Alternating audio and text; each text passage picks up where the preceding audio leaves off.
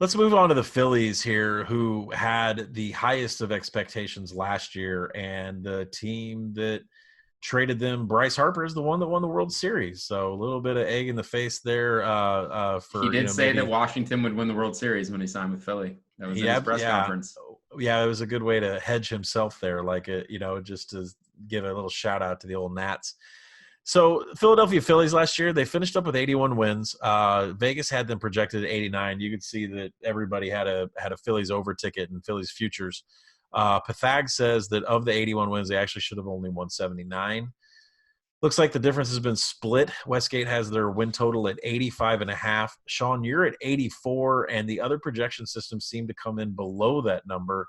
Do we think, I'm looking at the list of key losses here, and, I don't think any of these were big enough contributors to say, I mean, Maikel Franco and Drew Smiley for, being limited, and Maikel Franco for being as inefficient as he was, especially from a defensive standpoint, and his stick would disappear at times. Why is it that the win total has been lowered? Is it just because it's come back to reality?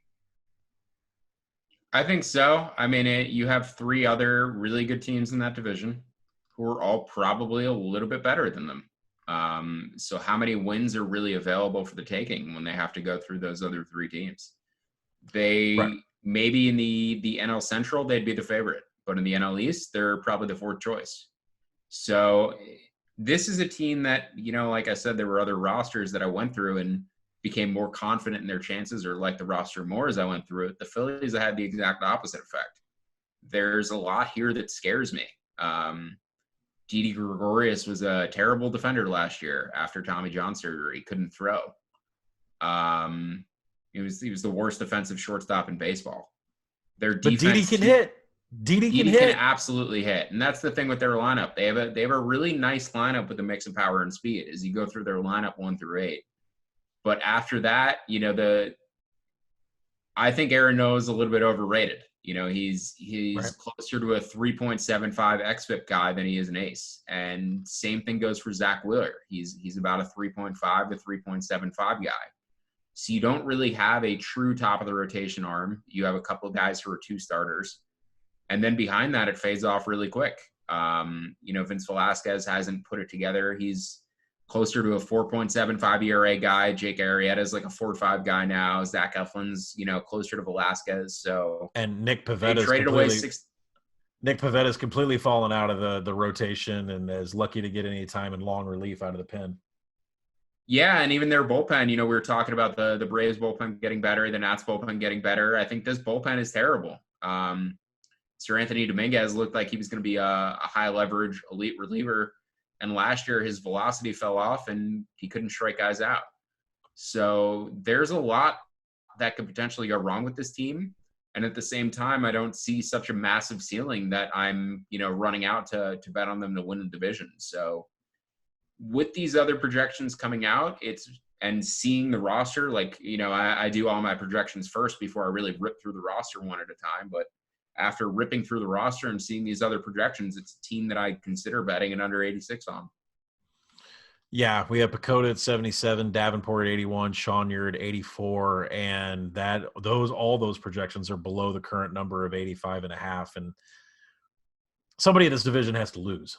I mean, besides the Marlins, right? Of the teams that are all contending, the Braves and the Mets, somebody in this and the Nats, somebody in this division's got to lose, and the Phillies may be the one, especially with the pitching that we just rattled off. They're absolutely a primary candidate to regress. I know from a fantasy standpoint, Scott Kingery has killed me for years, right? I mean, we thought this was 2020. Every year that when he came up, we thought that he would be the guy. What do you think about Scott Kingery this year? Yeah, so if he gets full at bats, which now that Maikel Franco's out of the way, he is probably slated to, he projects as a 2020 guy. Average a little bit lower than I thought it would be when he first came up. I mean, I've been on Kingery since he was first given that extension to be a full-time player. His minor league numbers backed it up. He was one of the top defenders in the minor leagues, which you would expect would keep a guy in the lineup. So always been high on Kingery. I think there's a little bit of post-hype territory with him now to finally seize on his prospect status. We skipped over it before, but the same really goes for Ian Happ with the Cubs.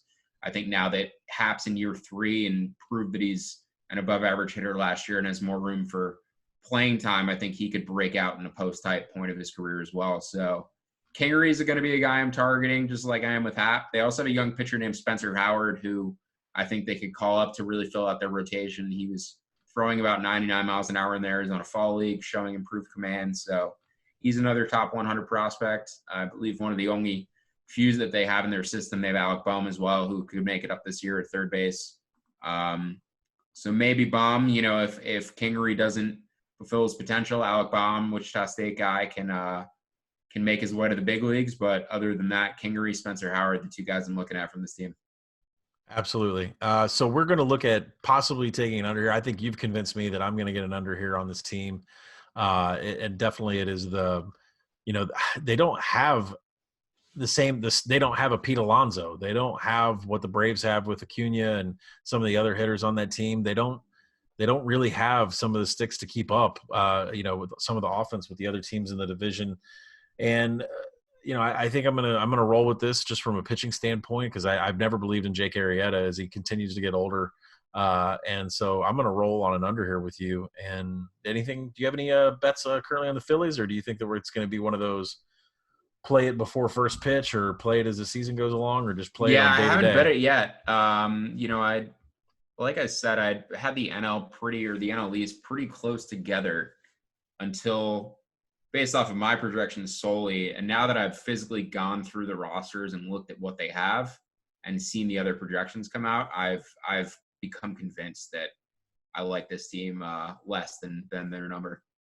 Yeah, I think Didi's worth a mention though, because from a defensive standpoint, just because I like Didi in fantasy, because I think that there are parts of Yankee Stadium for the direction that he was hitting. Some of his power was zapped a little bit. And I think here at Citizens Bank, he can take it over the fence plenty of more times. So from that perspective, I like Didi, but Didi's defense does matter when it comes to betting a win total on a team. So I, fully am going to be looking to take Didi in my fantasy drafts, but at the same time, I'm going to be fading this team and take an under after I do a little bit of shopping. And you guys can download the Action app, take a look at that, and we will get our futures in there. I know I added our A's future in there last night. And so you guys can get your futures in there and tell Sean and I on what we're doing and see if we can get Stuck to put in a win total. I think I don't know if Stucky likes to do win totals. He told me it's too long to wrap some money up on a team winning game. So we'll see if we can get him to join us.